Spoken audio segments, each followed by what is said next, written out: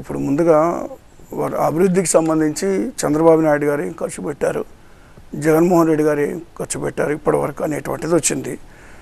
దాంట్లో నేను చాలా స్పష్టంగా చెప్పదలు చంద్రబాబు నాయుడు గారు ఉన్నప్పుడు 23,792 కోట్ల రూపాయలు ఈ రోడ్లు వేయటం కానీ ఖర్చు పెట్టడం జరిగింది. అదే జగన్మోహన్ రెడ్డి గారు అధికారంలో వచ్చింది ఇప్పటి నుంచి కూడా 42,236 కోట్లు మరి ఇప్పటి వరకు కూడా ఖర్చు పెట్టడం జరిగింది. మరి ఇంక దీన్ని మరి అభివృద్ధిగా తీసుకుంటారా, తీసుకోరా?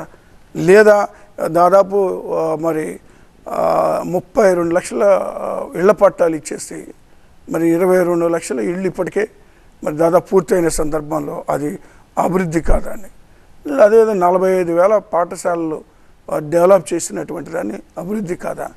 మరి అవన్నీ కూడా అభివృద్ధిగా ఎందుకు తీసుకోవటం లేదు?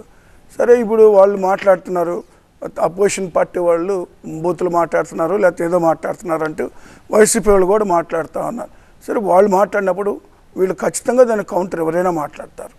నాకు డిబేట్ జరిగినప్పుడు అవతల వాళ్ళు ఎంత హుందాగా మాట్లాడతారో అంతే హుందాగా, వాళ్ళు ఎప్పుడైతే మరి తప్పుగా మాట్లాడతారో ఖచ్చితంగా ఎదుటిగా రియాక్ట్ అవ్వడం అనేటువంటిది సహజమైనటువంటి విషయం, అది రాజకీయాల్లో కానీ బయట కానీ. కానీ ఇక్కడ ఒక చిన్న విషయాన్ని గుర్తుపెట్టుకోవాలి, అక్కడ మాట్లాడుతుంది ఎవరు? చంద్రబాబు నాయుడు గారు, పవన్ కళ్యాణ్ గారు.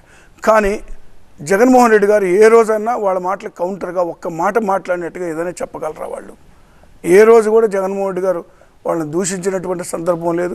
అసలు వాళ్ళ ప్రస్తావన తీసుకొచ్చిన సందర్భం, ఆయన డెవలప్మెంట్ మీదే కాన్సన్ట్రేషన్ చేశాడు, కేవలం దాని మీదే ఉన్నారు. సంక్షేమ కార్యక్రమాలు, నవరత్నాల ద్వారా ప్రజలకు ఏ విధంగా అందించాలి, నేరుగా ఒక పైసా కూడా అవినీతి లేకుండా, మధ్యవర్తులు లేకుండా డైరెక్ట్గా ఏ విధంగా అందించాలని ఆలోచనతో ఆయన పనిచేశాడు తప్పితే ఇలాంటి చెత్త వ్యవహారాలు ఇలాంటి వాళ్ళు మాట్లాడినట్టుగా మరి ఈయన ఏ రోజు కూడా సమాధానం చెప్పలేదు.